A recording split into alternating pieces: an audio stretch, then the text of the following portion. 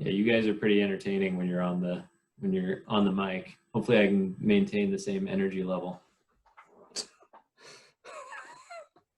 Thanks, man. Like I say, I appreciate that. We'll bring you along. It'll be all right. Don't worry about it.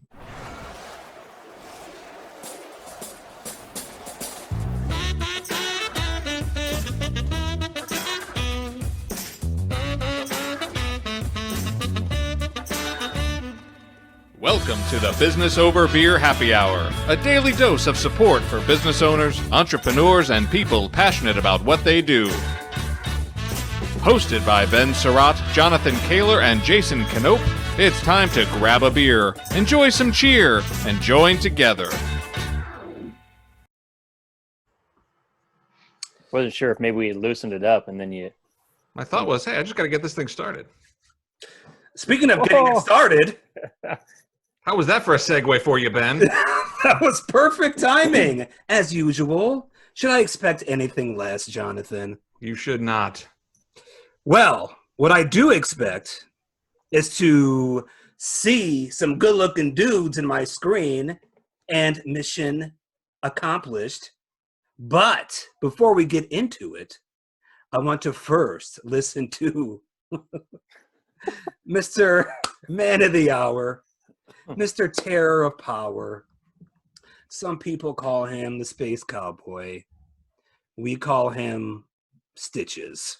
Mr. Respect the Hair himself, Jonathan Kaler. Hey, Jonathan, how are you, buddy? Dude, I am perfectly fine. But hey, all I can say is that even with a hand and a half, the hair is still looking mighty fine. It's on point.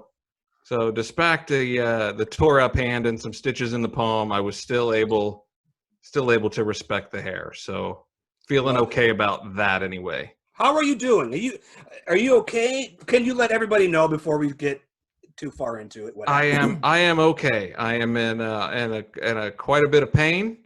But yeah. So for those of you who did not see, I was attempting a less than advised business over beer challenge, and unfortunately, the bottle of beer that I was screwing around with shattered and sliced the palm of my hand open. And yeah, so I have 3 stitches in the palm of my hand. Got good mobility in my middle ring and pinky finger. My pointer finger is really sore all the way down into the palm. So, I'm kind of going one-handed. It was really interesting stirring my yogurt this morning for breakfast with my left hand. I don't know if you've ever stirred yogurt with your non-dominant hand. It's an adventure, man. It's a scene, man. It's a scene, man. So, but fortunately, it wasn't too terribly deep of a cut. No tendon damage, no ligament damage, no artery damage. So the circumstances could have been an awful lot worse. So I'm thankful that it was just 3 stitches, and and a lesson hard learned. Yes, well, we are thankful that you did not harm yourself any more than I did. Please, yes, thank you. We thought you were kidding, man. I was like, when you first text us, I was like, oh, dude, you silly goose. You're being funny. Oh, no. And I really liked Knope's reference to me being Luke and getting my hand chopped off. So that was a very solid Empire Strikes Back reference on May the 4th. So well done, my friend. Jason Knope is the gangsta of Hazeldale. How you feeling tonight, my man? Welcome to Happy Hour. I'm feeling pretty good. It's been a decent day, and I'm gonna try to not steal Ben's thunder here in a little bit. So I'm just going to say that I am needing something refreshing here soon. So. Oh, I see what you're saying. Well, let's introduce our guest then. Yes. Who do we have, Knope? Go right ahead. Okay. We have Steve Waters from Backwoods Brewing. What's up, Steve? Man, Steve, welcome to Happy Hour, my friend. How are you? Good to be here. I'm great. I gotta tell you too, Kaler. Oh, tell me. You have competition on the Respect the Hair again. Dude, it's super clean cut, looking good for sure. Love it. I'm thinking that maybe he's cheating because that looks a little too clean cut. It looks freshly cut to me. Are you visiting the barber shop during shutdown or what? I'm not. This is all Michelle Waters. This is my lovely wife doing this. Dude. Such a cheapskate. We were moving more toward her cutting my hair right before the pandemic happened. So she was practiced at least. That's awesome, man. Well, hey, this is Business Over Beer. We always like to kind of start with your business. So you are the head honcho over there at Backwoods Brewing. Why don't you just give us the 50,000-foot view of your brewery and kind of how you got started and kind of what you guys are into? Yeah, so our brewery is coming up on 8 years old. We started in July of 2012. And my parents owned a grocery store in Carson, Washington. To anybody who's been out to Carson, Washington, you know how small it is. And the grocery store was only in half the building because the town of Carson's kind of gotten smaller over time. And so we were renting the entire building. So we were like, well, what should we do with the other half of this building? And we all kind of came together and said, let's start a brewery. What could possibly go wrong? And so we started it, and within the first year and a half, we got into distribution, grew the brewery. We started on a 1-barrel system, pretty quickly went to a 7-barrel system, and then a year after that went to a 20-barrel system. And so we've been just kind of growing like a weed ever since. We still have the brewery. The brewery's here in Stevenson, Washington now, because it moved out of the Carson space. But the Carson space is still there. It's just all pub now. And then we opened up a new outpost pub, satellite pub in Portland, the Pearl District, in July of 2018. So that's awesome. The status of Backwoods pre-pandemic. when we were all fat and happy and drinking beer wherever and whenever we wanted. So yep. Well, awesome, man. Well, I can't wait to get a little more into your business, and I know you've been doing some writing. You're a really good business person, good strategy person. So I kind of want to get into some of that and talk a little bit about COVID-19 and how that's impacted you and what you're seeing in your community. But Ben, this is happy hour. I am thirsty. Dude, me too. So should I start it out? Or does Canope, did you say you wanted to start this one? No, yeah, that's fine. I'd be happy to. I was just sorry about that intro there. I had to cough real bad. You're all the way out there in Tatooine. I know it's dry. So you started off, man. All right. I am going with the River Pig Lager. Oh, look at you. Yeah. Oh my gosh, from Backwoods Brewing. Yeah, I had somebody just dropped by and dropped it off. That was good pal of mine named Jonathan Kaler. Yeah, that was pre-stitches, so that was good. Pre-stitches, yes. Awesome. And I think it's like you want me to get drunk tonight or something, because this is a big can. But not a big ass can. But no, not a big ass can. How about you, Benjamin? What do you got on there tonight, bud? Well, I also got some gifts on was it Saturday? And I'm drinking the Drink at Home Save Lives Hazy. You trumped me. Hang on, I'm leaving. You open that. Steve, you talk about what you're drinking. Okay. I'll be right back. Oh, we were drinking the same thing? Oh, okay. I actually happen to have one of those right here as well.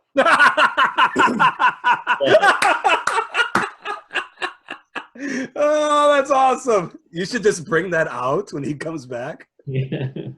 But just to be an elitist, I decided to drink something that's not releasing until tomorrow, because just to prove how special I am. Oh. But I did show you guys before, but you can see the canned on date if you're watching live. Oh, wow. May the 4th. That is awesome.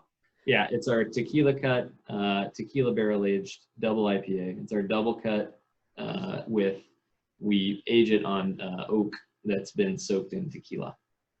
So the delicious IPA kind of fruitiness kind of turns it into a real like pineapple-y, mango-y mixing with the tequila. It's really, I don't know, it's hard to explain, but it's really delicious. What's the ABV on that? It goes in at about 8.5, and it may get a little bit of the residual tequila in there, but it's probably right around there. So not too off the wall. Mm-mm. All right. Well, I had to audible out since Ben stole my my stay-at-home thunder. So I want to make sure that I flash the Backwoods. Gosh, and right in the light there. There it is. This is the Venture Forth Hazy IPA. Good choice. I love that beer to death. See, now I can't see. I had even pre-opened Dude, my I'm sorry, my other man. one, but because I can't open beers because my fingers don't work. Sorry. It's all Sorry. good. Hey, you don't appreciate how much you use your hands for different things until you can't use them. So Jeez. awesome. I do love hazy IPAs though. We talk about hazies a lot on this show, but as much as we think we're going to get tired of them and try to get it, they're so good. I just like them so much. That's my wife. She's checking on me, making sure I can get my beer open. God bless her. Cheers. Cheers. Prost. Prost. Prost. Prost. Prost.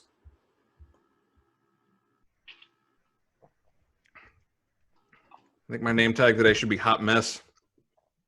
What do you think, Canoper? Ah, it's delicious. Hey, by the way, you got the boss of the brewery here, so be nice. Oh, I'm always nice. Always nice. No, this is delicious. And exactly what I needed today. Mm. You can wait for very- trash talk it. That's fine. No. I like the lighter beers, Pilsners and lagers and Kolsch's and stuff. So No, we are nothing but honest on the show. I really like this beer. I mean, I love the color. I mean, it looks like a glass of grapefruit juice. The first glass didn't give me that huge juicy punch, but it's got some nice bitterness, especially in the back. Super refreshing. I mean, I don't know what is the alcohol in that, 6.8. Yep. That's a dangerous 6.8 because this will just slide super easy. It's really, really delicious. I gotta tell you, this is like, look how much I've already drank out of this, and it's the lime in it. I wasn't sure about it, but it hits you at the end, at the back of your palate, and it makes the drink that much more refreshing. Like, oh my goodness, this is going to slide down way too easily, my friend. So what's great about the fact that you've done it with a pale ale is, it's meant to be crushable. It's what, 5% ABV, I think. Yeah, it's Something fun. like that. it's 5.6. 5.6. 5.6. Yeah, 5.6. So Dude. so I love the idea of the hazy pales. I've seen a couple of them coming out, and I just think that's awesome. So for somebody like me, I'm kind of Toucan Sam, right? I have a couple of beers and I'm a little wobbly. So I really like pale ales, especially the ones that are really bitter and more bold in flavor. So yeah, the hazy pale, that's something that's right up my alley. Like the Mosaic pale that you guys make, that's actually my current house beer. Like I am always on the search for that. It's just such an awesome beer. Tastes so good, but with the low alcohol, it's perfect to be drinking at home. So Yeah. we'll You guys are familiar with the Drink at Home Save Live story too. Because Ben, were you on the Facebook Live on? I just got at the end of it, just Yeah. towards the end of it. Yeah. So we did But go ahead, yeah, please. Yeah, we did our first ever at-home brewery release. We delivered that beer out to all of Skamania and Clark counties who pre-ordered. We gave them about a week's notice. Then we ended up having 204 stops on that. Oh my gosh. We split up into 8 cars and distributed 64 cases of beers amongst ourselves. So it was insane. That night on the Facebook Live, I have actually looked back at it and I'm like, I didn't look too bad, but I was so hooked. I was done for the day. It was rough. Man. But The a lot of people though, like everybody just loved getting the beer delivered to their house. Yeah, that's really cool. That's so awesome. So you talked about when you first started. I wanna go there before this all hit. So when you first started, did you ever imagine that was your goal to begin with to, like, I want to start a brewery? Or were you just brewing just to brew and have fun? So our dad brewed, and I say our, so it's a big family business. You know, like I'm the business financial mind. I have not spent honestly hardly any time down in the brewery. We've got an awesome brew team, but yeah, our dad did brew when we were kids and taught us how to brew. And then when my brothers went off to college, they both went to Eastern Washington University. I went to the University of Portland, and he gave them his brewing equipment because he was like, well, you can't. They had a house up there that they had bought in Cheney because real estate was cheap, and he was like, well, you can't, buy beer, but you can buy all the ingredients and brew it yourself. And so they ended up having their own kegers off of beer that they made, and bribing their professors with beer that they made and stuff like that. And so it was just it was a skill that we felt like we already had as a family. I don't think we realized at that point how little of that skill we actually had compared to making it in the big time. But we did have, it was the other side of a grocery store. We were like, let's make some friggin' pizzas and brew some beer and see what happens. And that was the extent of it. And we got a loan from our local economic development council. And it was $105,000, I think, if I remember right, to be able to get the equipment to just put it in there. And that wasn't the triggering event where all of a sudden, the business of it all started steamrolling. At that point, I wasn't even in the business yet. I was just off to the side, and the family was just asking me questions. And it was the more we got excited, the more we let other people get us excited, the more we started distributing, and the more big dreams we had. That was when it started to be like, oh boy, this is like a legit business, and we should actually mind our P's and Q's a little bit. What was the excuse me, what was the aha moment when you talk about that? Like, what was the moment when you talked about, like, we figured it out, oh, now we're a brewery? Like, where do you have that moment? Do you remember that moment? I mean, I would say there was a series of moments. It's really weird to see the level of excitement that with our business and how well it matches up with the level of excitement with other how other people feel toward the Columbia River Gorge. And when I was a kid growing up here, because I grew up here all my life, and nobody cared about our little corner of the gorge. It wasn't a big deal. And now it's everybody coming out here to go do day hikes and stay out in some of the awesome lodging out here.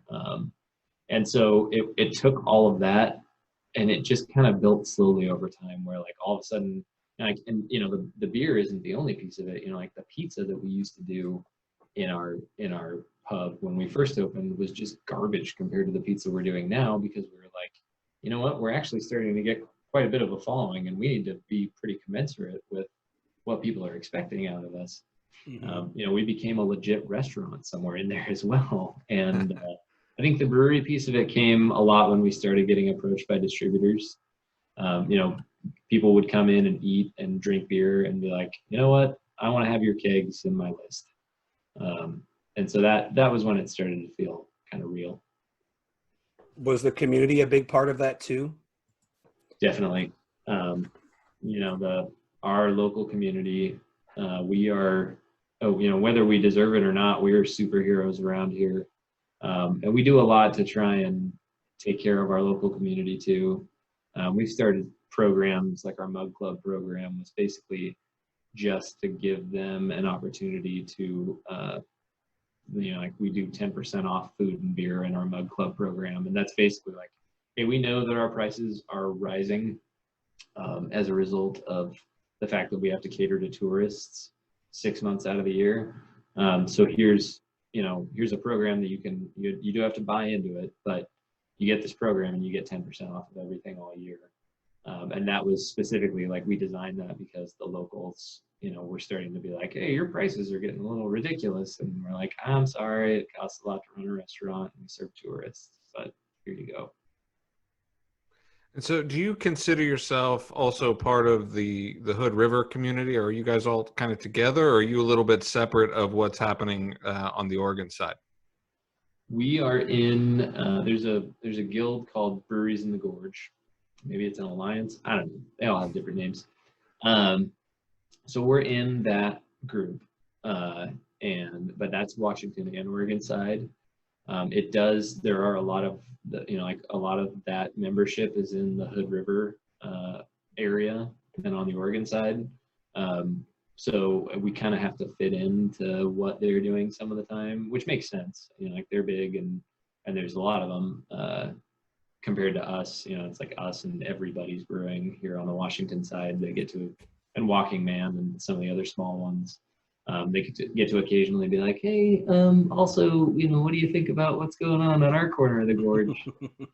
But yeah, I mean, it's all that we're also part of the North Bank Brewers Alliance, right, in Vancouver, and it's kind of funny. We get to kind of compare and contrast the two communities, and it's neat how the North Bank is just full of a bunch of scrappy young breweries that are just down to clown all the time and do whatever.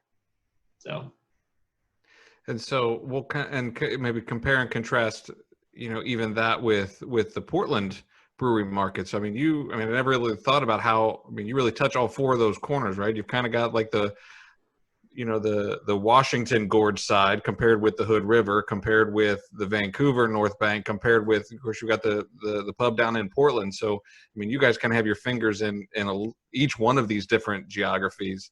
How do you make that work? How do you fit in each one of those very unique and different kind of areas? We spend a lot of our time trying to be community members. It's a big, and I would say, I think I told you when I came on here, I'd be candid. I think we don't do that in Portland enough yet. I'd like to. I don't think we have the buy-in from Portland. We're in the Pearl District, so it's a lot of tourists anyway, and we get a lot of buy-in from the passersby and people who are in from out of town and stuff like that, and that's great. And you can build a business model off of that, but it's not really the Backwoods business model. We are a lot more community driven, and we are a lot more comfortable in the space of being community driven. So we're building up our regulars base in Portland. We're finding out the things that we want to contribute to that make us Portland community members, but not being, we're from here, we know here. So not being from there, we kind of, it's taken us time to figure out, okay, like these are the things that we want to dabble in, to figure out how to be part of that community. And what does that look like for you guys, do you think? Obviously now is an unusual time. As we return to some semblance of normalcy, what does that look like for you guys? How do you become a little more ingrained as part of that community? We've done, like I said, we've dabbled at this point. We did for our 1-year anniversary in the Pearl District. We teamed up with the Portland Thorns. There's one particular Thorn who has a foundation called the I'm Not Done Yet Foundation, that we did a fundraiser for her. And we were just like, the Thorns, very Portland. We love them. We want to help out. And it was actually, they were meeting with us about a private party that they wanted to do actually they rented out our entire space there in the Pearl. And I was like, hey, by the way, we need to donate to something. Do you want to be donated to? And, we just organized it around the anniversary party there. So it worked out, and it was a fun way to get, ingratiated into some of that Portland culture. But it's going to be, we need to pay our dues and we need to put in our time, and part of what you do. Yeah, and just continue to look for those opportunities where you can. That's awesome. Could you maybe explain a little bit as to why, going back to the tourism portion of it, as to why tourism may inflate your pricing a little bit? Yeah, I don't know if it inflates pricing or if out in the country you just expect to have a little bit deflated pricing, if that makes any sense. Got it. Okay. I lived in I live in Camas now. I lived in Portland for 10 years. And so, like, I feel like that's the pricing that people get pretty used to, like $11, $12 for a burger is like, that's a pretty all right deal. And trying to invite that out, that person out into the Columbia River Gorge, they're just going to have different expectations. And, like we were one of the, I shouldn't say this, there would be restaurants around here who would get frustrated with me, but I would say we were one of the first restaurants in our community that really had a lot of that draw from the Portland, Vancouver area, because we were a brewery. And like a restaurant is cool, but when you're trying to make something a destination, having a brewery be part of it, it's a big deal. And so it does draw those people. And so you end up kind of catering to those people and their preferences as far as, food quality too, but also pricing. Mm-hmm. I would imagine that when the tourism goes away, you still have those costs. And so you kind of have to keep those in play. So I get that. Yeah, for sure. Winter and early spring is tough for us, for sure. We have to rat hole away all of the earnings from the summer to make the winter make sense, which is really interesting with this coronavirus stuff because, we haven't lost our good season yet, but it's the more that they start delaying things more and more, our good season is going to be on the chopping block next. And if that happens, then not only do we have to, be able to basically find enough emergency funding to make up for being in that season, but also for all the savings that we need for the wintertime that's coming. Do you guys have takeout available currently? We do. Yep.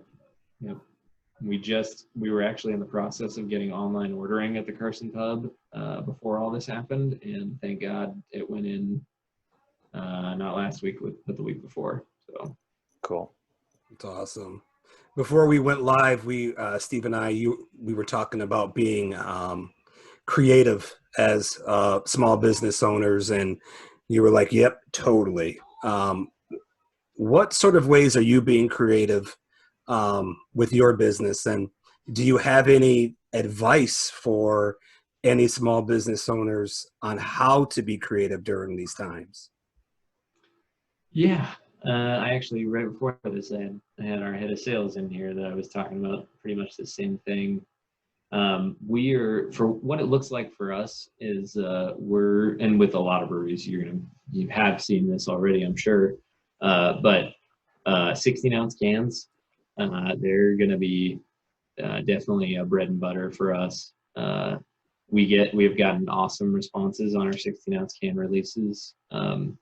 Hazy Nelson was another one that came out for us that, it's got that hop head with the hop braids on it, and everybody just loves that to death.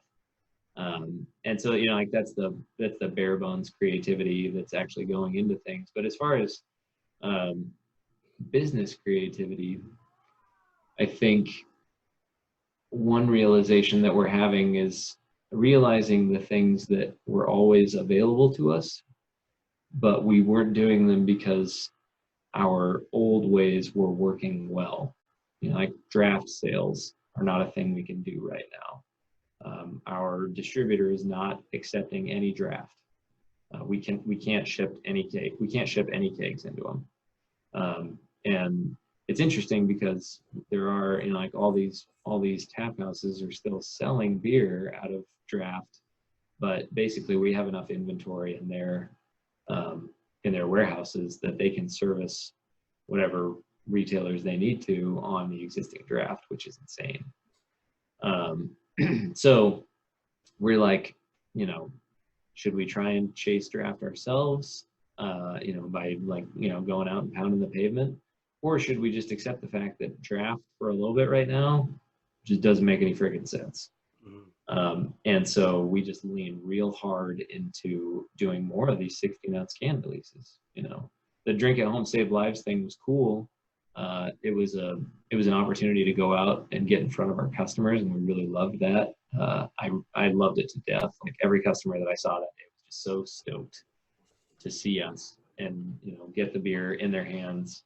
But I mean, even taking it beyond, you know, direct to consumer, you know, working with Columbia, who's our distributor, to do more seasonal 16-ounce can offerings when there's so much beer being bought up in 16-ounce cans right now. If that's what we got to do, then that's what we'll do. What advice would you have for small business on, not just in your particular industry, but just in general? Do you have any advice for them, for small businesses who are watching? They're like, I don't know how to be creative. Do you have any advice for them?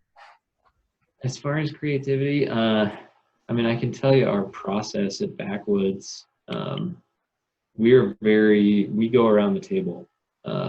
You know, like and not every business owner is going to have that too. You know, like we have a fair amount of employees. But the more that you can have, even just, you know, if you don't have employees, you have advisors or something like that. I've talked about this. It was actually the Hazy Nelson, when we put that beer together, we had anywhere from the ingredients that went into it to the name of the beer to the design of the label to how we were going to sell that beer. And, you know, same goes for Drink at Home Save Lives. Like that was all a combination of ideas from several people. And we definitely do the strength in numbers creation style here at Backwoods. And I am not a genius. I don't try to be. And the fact that I know that that's the case makes me feel a lot less scared when we start doing new things, because I know that collectively I have genius somewhere in this building as long as everybody puts in their 2 cents. Very well put, my brother. That was awesome. Well, and ultimately that's the role of the CEO, right? Is to surround yourself with people who can do all of the things that you can't. Amen. I mean, so it sounds like that's kind of the team that you've built around yourself there. Why?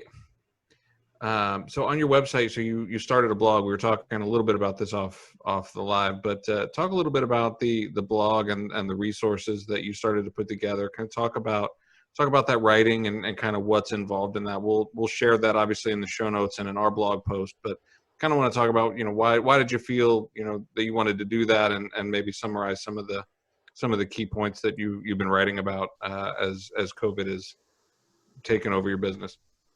Yeah, you know, it started with I was just posting on Facebook whenever news would come out. So my background is, while my family was starting the brewery, I was a CPA at Moss Adams. Great firm, great regional firm, and so I got a lot of knowledge of business pumped into me through that experience. And I was in financial institutions audits for the most part. And I did some mergers and acquisitions and things like that as well. So I speak that language. And so when a lot of this was happening, and I also do some financial consulting on the side, but that's just kind of for kicks. So I've been I have dealt with the SBA loans a lot. And so when this all started happening, I was just seeing a lot of things that I'm like, you know, I know a lot of the brewery owners out there between the Brews in the Gorge group and the North Bank Beer Alliance group. A lot of these guys do not have the education, you know, nor should they, to be able to interpret all of the stuff coming at them from the government right now. And so whenever there were important headlines coming across, I would just try and beam something out onto Facebook and be like, hey, I don't post very often. I'm sorry, but this is important. Please listen. And I'm friends with enough of those guys, Facebook friends, that, you know, it just felt important to get it out there. And then the more that started getting noticed, there were people who were asking me like, hey, can you, detail this out a little bit more? And so we started the blog. And then, I kind of talked with my family about it. And they were like, this would be a good mode, medium to just start talking to people about how we're doing as a company as well. And so there's a fair amount of finance stuff in there. And then there's just some posts about like, hey, here's the things that we're doing. Here's how we think we're going to make it out of this. We're learning day by day, just like everybody else. But here's what we're doing, and here's some of the beauty in what we're seeing too. Like one of my may have been my most recent post was just about how much we friggin' love our employees and how much they've really put out in a time like this where so many other people would just kind of escape into their holes and kind of be all in it for themselves. Our employees have just super stepped up, and I have never been prouder to lead this gaggle of hooligans than I am right now, for sure. That's awesome. That is. That's awesome. Do you so there is going to be an end to this eventually, and I always like to get the input or the thoughts of the people that we have on. What are you learning now that you will implement when normal comes back? Are you learning anything new? Are you going to apply anything that you're learning now moving forward for the duration? Yeah. I mean, this is fresh in my head because I've been having meetings on this topic all day. That's good, by the way. That's awesome. But just nimbleness, like I was saying before, like there are things that we can't do right now. And so that makes us think, oh yeah, but with these same resources, what could we do? Could we get back or even close to back to where we were? Like right now, honestly, probably not. We're all losing right now. It is what it is. But you add some of that nimbleness into our existing, or even, maybe 60, 70, 80% of our existing business before, and how much better could we be at that point? And so, yeah, I mean, I hope I never forget some of the ways that we had been talking about doing this before, but we started a smoked meats program in the Carson pub. We were ready to get that done, but we just did it because we were like, we don't know what business is going to be here. So, with its warts and all, it wasn't completely figured out, but we did a family style smoked meats dinner that sold out 4 weeks in a row, I think, at the Carson pub. Wow. Yeah.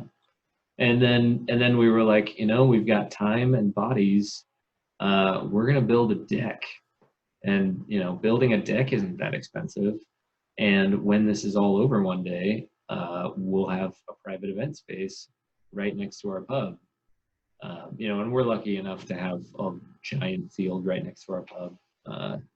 And not everybody has the ability to just create stuff in that much space. But it's a lesson in like, you don't even realize the resources that you have in front of you until your normal mode of doing things is thrown out the window, I feel like. Yeah, that's interesting because it's like, nobody's thinking about upgrading their business, right? And a lot of times, especially in the hospitality industry, when you try to upgrade your business, you've got to shut down parts of your business or all of your business in order to do those upgrades. So taking a look at it and saying, hey, now's a great time because we're already shut down, and to do some of that, that's an interesting thing to think about. Obviously, I don't want to say that everyone should go and spend whatever resources they do have on a massive renovation, but are there some things that you can do that make sense because you are shut down? That's an interesting lens. Yeah, it's often one of the most expensive parts of the project is the shutdown time. Right. Like we had I don't want to say stupid. It was a necessary project that we needed to do, where we wanted to raise our bar in the Carson pub, and I talk about this on the blog too. and we just needed to raise the bar because we wanted to put new bar stools in there, and the bar height wasn't standard. And then we have a friend who did a really awesome epoxy job on it. It looks beautiful now. But I don't know when we would have done that. And then, we were shut down for several weeks at this point. And we were like, you know what? We're just going to do it. And so we did. Yeah. Man, that's incredible. I want to take a quick minute. We've got a bunch of people who've been watching. Just want to say thanks to everybody who's listening. Elizabeth Bergen, BC1 is on. She says, "Yay, Carson, Washington." She's from Millet, so Nice. Big cheers out to the Washington side of the gorge. Norma Duquette jumped in. Dave Plaza says, "Nice beard, Canope." # respect the beard. Thanks, Looking Dave. good, buddy. Our good friend Lynn Sheehan was on. Sean Emmett, hello. Kevin Richard, Mary, he says, Mary Ann, Catherine, Leilani, Leia Skywalker. I assume that's for you. I don't know, Ben. Is that a Star Wars reference? Yeah, but no. I don't know. That's not the answer. All right. I'll find out from Kevin what he's up to there. See, I'm so Star Wars illiterate. Like, it's just pathetic how bad I am at Star Wars. Rob Davenport, hello. Team Money is in the house.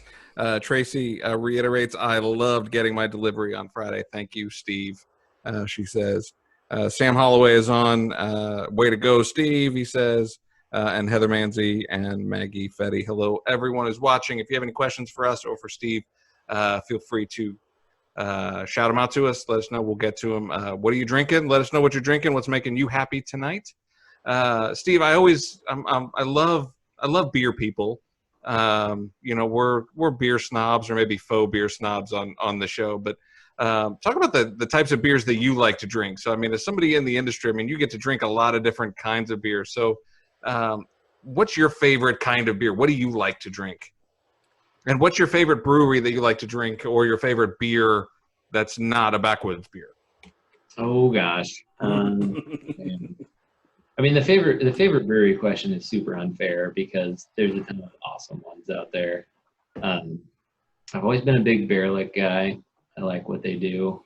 Grains of Wrath, they're in Camas with me. I love that place. Brothers, Canope, they're a good. Yep. We've been doing a North Bank beer collab right now called Look for the Helpers, and that one, it's all the proceeds are going to food banks throughout all of our counties. And Jason Bose has been leading the charge on a lot of that. We're brewing it and packaging it here at Backwoods, but all 30, or not all 30, but many of the 30 breweries in that alliance are doing that one. So, I mean, I guess that's kind of an indicator that I tend to associate what breweries I love with what type of humans they are and what they're doing. Gosh, and then styles, I think as I've gotten older, I'm one of those dudes who loved IPAs in his 20s and then has been like, man, a good Pilsner or a good Kolsch right now, like I'm all about that. I really love our Pilsner. Look at Canope smile. Yeah. I love our Pilsner, but I'm like the only one, so we're probably going to kill that before too long. But I've got one of these in the refrigerator of the Pilsner as well, thanks to a good buddy of mine. So when you pour that one out in a glass, if it's a little darker in color, that's because a Czech style Pilsner is made with a little bit of Munich malt. Okay, just so you know. Whoa. I'm good with that. Because that's like the number one. They're like, I've seen Pilsners before. They're clear as day. It's like, yes, some of them are, but like we went to the Czech Republic, we saw the Pilsners over there. Wow, that's awesome. Yeah. That was kind of a boondoggle trip with Sam Holloway, who you said is watching. But yeah, that was part crafting a strategy, part University of Portland going out there and checking out beers and stuff. That's fantastic. Yeah, the more beer people we talk to is, real beer people seem to like Pilsners and lagers. It's so that makes me think I'm not a real beer person. So I haven't quite grown out of the hoppy side yet. I mean, I like dark beers too. No beer person ever says, I love stouts. Like nobody in the brewery industry says, I love stouts and porters. I've never heard that. It's a good point. It seems like the industry folks, they all like the lagers and the pilsners, but yeah, it's kind of funny. It depends on the weather. The weather starts turning for me, and I'm like, that stout over there, that's looking pretty good now. Backwoods, your Big Cedar IRA is one of my favorite, if not my favorite, red ales. Like, Dawn of the Red is really good too by Ninkasi, I'm just saying. But Big Cedar, oh my goodness. That's high praise. That's high praise right there. Ben is our red guy. He loves the red ales. So I love the maltiness of it. I haven't had it in a while, so do you do that? Is that one of your mainstream beers, or is that seasonal, or how does that work for you? It is, but the unfortunate thing for the Big Cedar, I mean, the two unfortunate things is, one, it's a red. And you're maybe the first person who's a big red follower. I get that a lot. I love it to death. It's very awesome. Trendsetter. That particular beer is great too, but then it's in a 22-ounce bottle. Is where we get. Oh. And it's Safeway has it if you're looking for it. I just saw it at Freddy's yesterday. They still have it. Do they? Oh, I did. Yeah.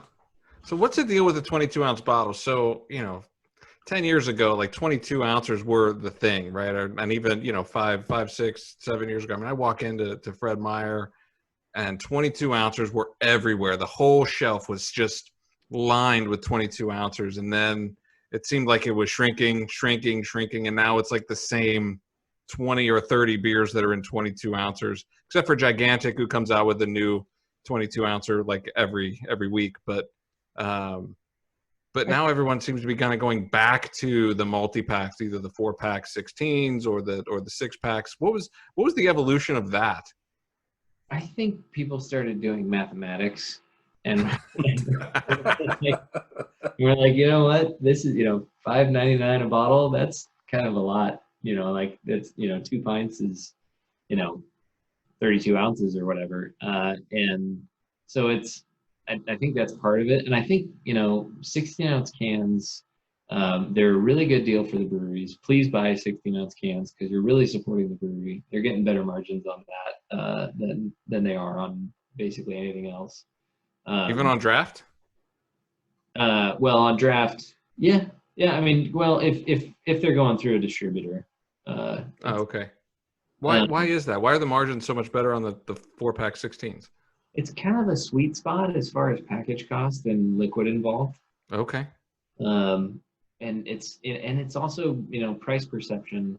People are starting to compare it to a pint at that point. And they're like, well, I could go into a restaurant and buy this pint for $6.50 or $7, or I could buy 4 of them for $15 or whatever. And so, this is the super boring stuff that people don't actually care about with breweries, but then everybody can tune out because we love this stuff. So yeah. But yeah, and I think the 16-ounce can, like it's given us the ability to get so creative with our artwork and things like that. Like we get to just pump random stuff out and put it on a sticker that goes onto a can instead of, getting out the bottling company to come to our brewery and, do all that stuff. Love it. We can be a lot more nimble with the 16-ounce can format. So I don't know if you can answer this question, but it boggles my mind that it seems like I can get 16-ounce 4-packs at the grocery store cheaper than I can get them at the brewery. What's the reason? Why does it happen? Is it just and I'm probably comparing apples to oranges because it's probably the breweries that I can get at the grocery store versus where I'm actually going and shopping at the brewery. But I'm curious if, and I know that's a supply chain issue and there's all the distribution price points and whatnot, I'm sure, which is probably awfully complicated, but I think most of the time you're running into that is probably the grocery store trying to do deals. They're trying to get people to buy off of their because it's decent margins for them too. So I think they're kind of moving people more toward the 16-ounce offerings as well. Especially, you know, like the reason why, you know, 12-ounce was so great for so long, and everybody was saying like, go 12-ounce, you're going to get the volume out of that, you know, 12-ounce six packs, and everybody was just buying that for so long. And then the more that Sam Holloway will love this, but the more that there's buyer promiscuity out there where they just don't care as long as it's something new, it's not going to be a volume game anymore. It's about how can you grab their eyeballs. And I think the grocers know now that the eyeball popping stuff is coming out in 16-ounce cans. It's really tough to do it in a 12-ounce six-pack format because you really have to commit on the can quantity that you're buying on those. What do people, I'll rephrase the question. What did you learn from being a brewery that you didn't think you would have ever had to learn? Like, what things have you learned with your business that you were like, oh, wow, I never even thought of that, besides COVID-19, besides the pandemic? Sure. What things have you learned as a business owner that you were like, wow, I never even thought of that? Gosh, I mean, and there's 1,000 little answers to this question. I would say I came into, me personally, I came from, like I said, public accounting. I knew things about business. My family was tapping me on the shoulder saying, hey, we need you to come and figure out the business side of our business. I had a lot of wake-up calls when I came on full-time. I was part-time Backwoods for a little while, and then as we kind of got bigger and bigger, I came on full-time. And it was a big eye-opener into, I would say, getting the details right on everything. You know, the beer consumer, and it's funny how similar, you know, we run a brewery and 2 restaurants, and how similar those people act. Like, you're getting their $15 that night on their 4-pack, or you're getting their $36 that night on their average check in a restaurant. And that's their night. Like, it may seem like just $36 in your bank account to you, but it's their entire night that you have to manage for them and make sure that you don't screw up. And so that was a big wake-up call, as far as you kind of feel like you're on stage all the time.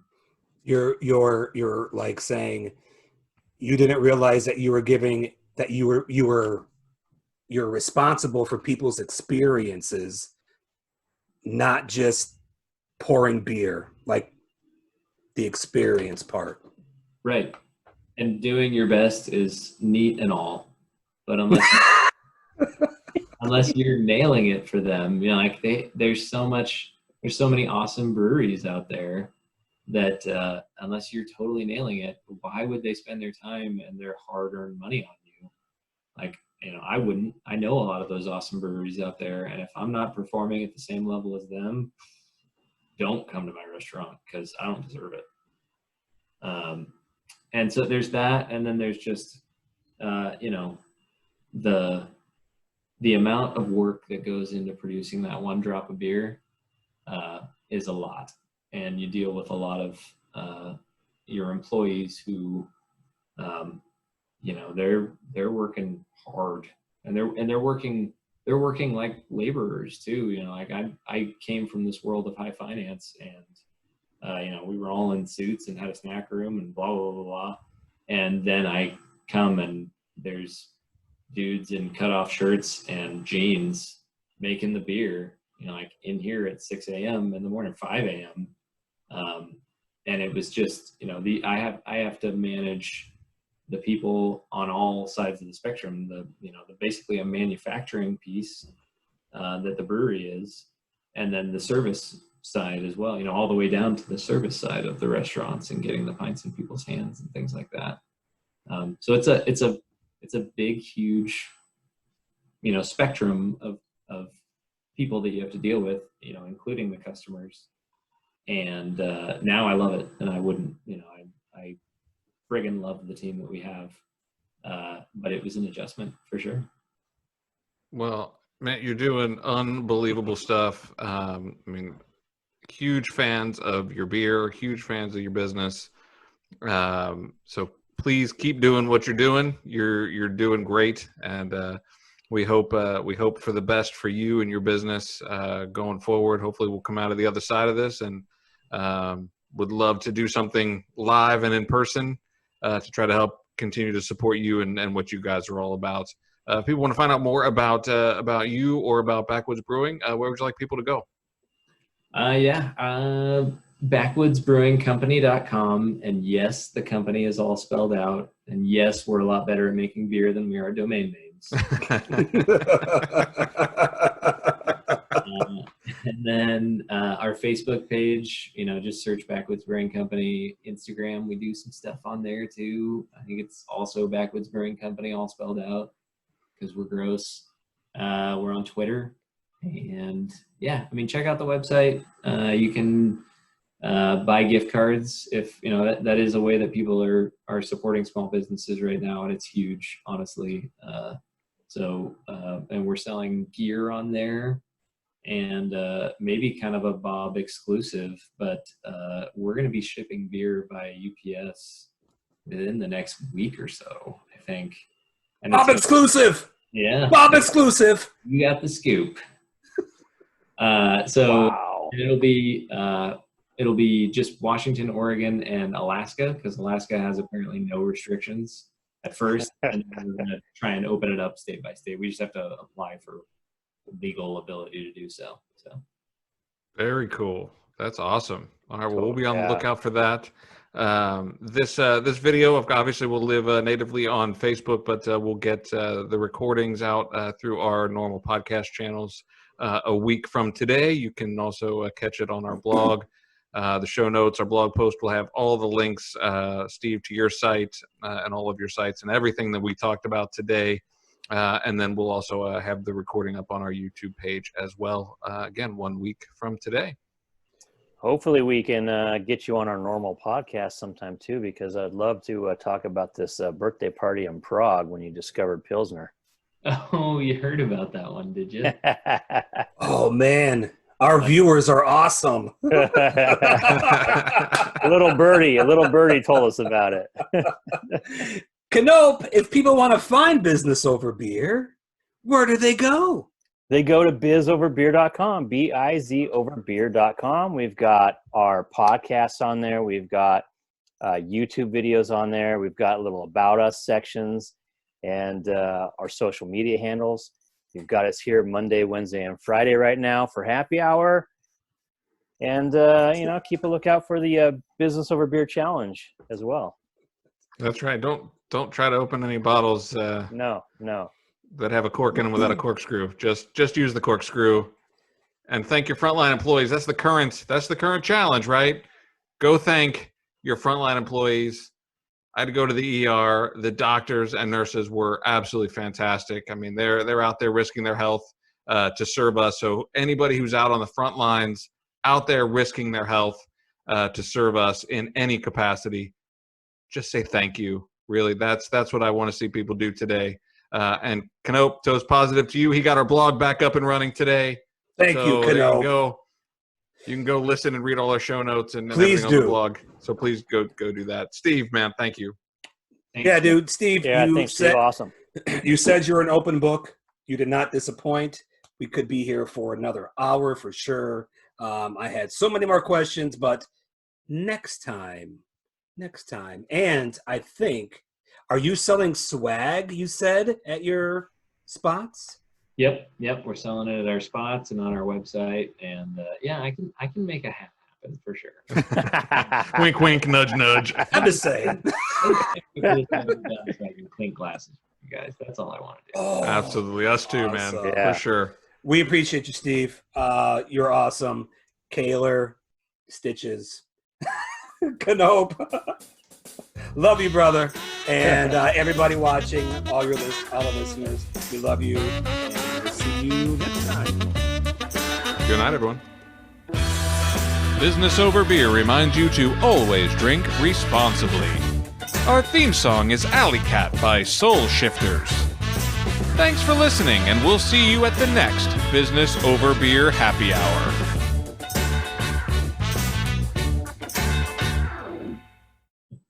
I'm a pretty chill dude, so I'm just gonna try and stay with the pack. There you go. I'm a pretty chill dude too. So, right, guys? Sure. Yeah, we'll go with that. What? What? What are you talking about? I don't know what you're talking about.